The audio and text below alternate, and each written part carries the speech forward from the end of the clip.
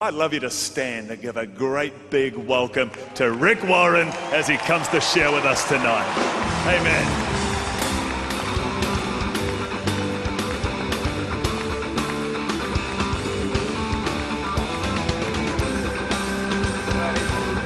Thank you, Brian. Thank you. God bless you. Thank you. Be seated.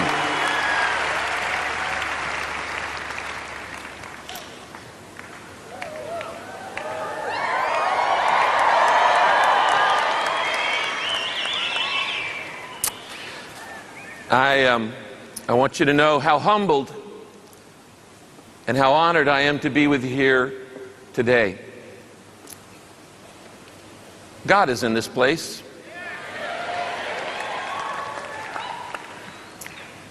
This is my 5th time back to Australia, and it's my first day on a 34-day, literally around the world, in 13 nations over the next 34 days. And I just thought I'd start with the best right here, just on the first day.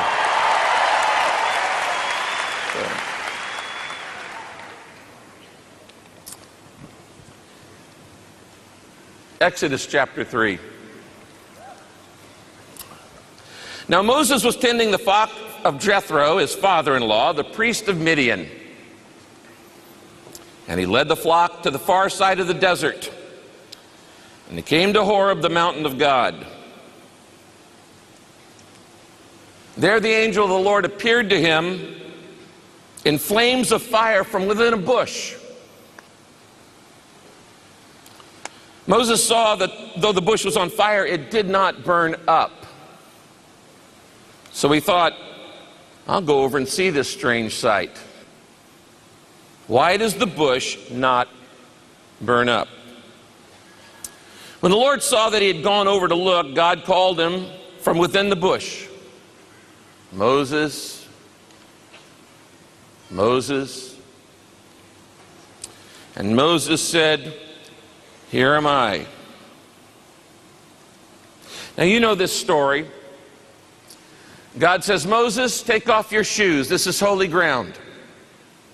And so he takes off his shoes, and then God asks Moses one of the most important questions in life. He says, what is in your hand? You may not realize this, but that is the second most important question in life. The first one is, what have you done with my son, Jesus Christ? I hope you know the answer to that one. But once you've settled the issue of salvation, you have to settle the issue of stewardship. What is in your hand? These are the two great themes of the Bible: salvation and stewardship. What you think you own is really on loan. It wasn't yours before you were born. It's not going to be yours after you die. You just get to use it while you're here on earth for a few years. And God asked Moses, what is in your hand? Now let me tell you a little secret. Whenever God asks you a question, it's never for his benefit. It's not like God doesn't know what's in his hand. He knows what's in his hand. He wants Moses to know what's in his hand.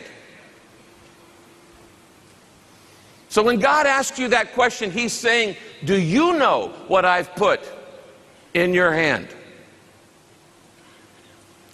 And Moses replies, Lord, it's a staff.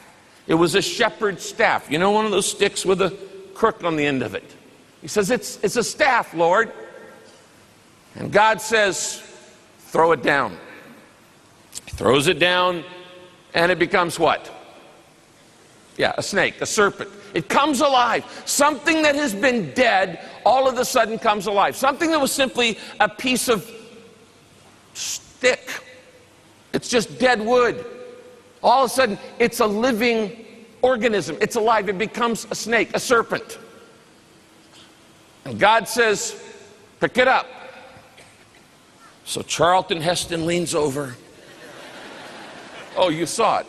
And he picks it up, and it becomes what? A stick. A stick again. Now, what is that all about?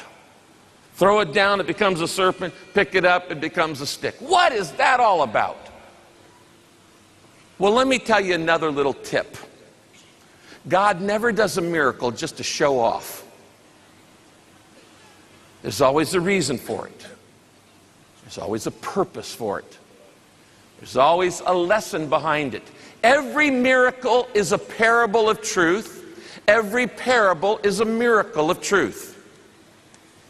And God's saying, Moses, I've got something I want to teach you about what you've got in your hand. What's in your hand? It's the staff. Throw it down. It comes alive. Pick it up. It dies again. What was God trying to teach Moses? Moses' staff represented three things in his life.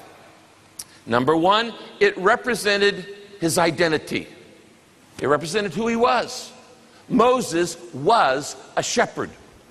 He'd already spent 40 years in Pharaoh's court learning to be a somebody. Now he's spending 40 years in Midian learning to be a nobody. So then he could spend the last 40 years learning to be God's somebody.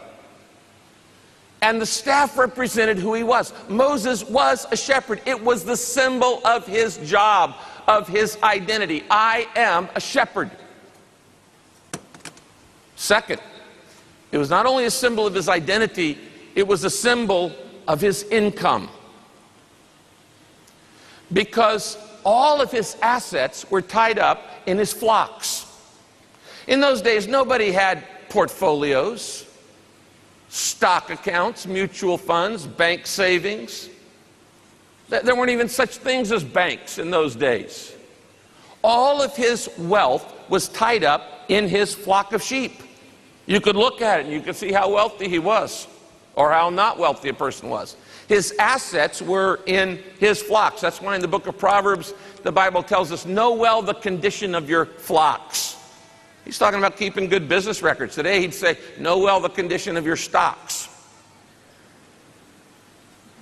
But it represented not only his identity, I am a shepherd, it represented his income, his wealth. The third thing it represented is it represented his influence. His influence. Because what do you use a shepherd's staff for? You use it to move sheep from point A to point B. That's how you move them. You influence them with a staff. You either pull them or you poke them.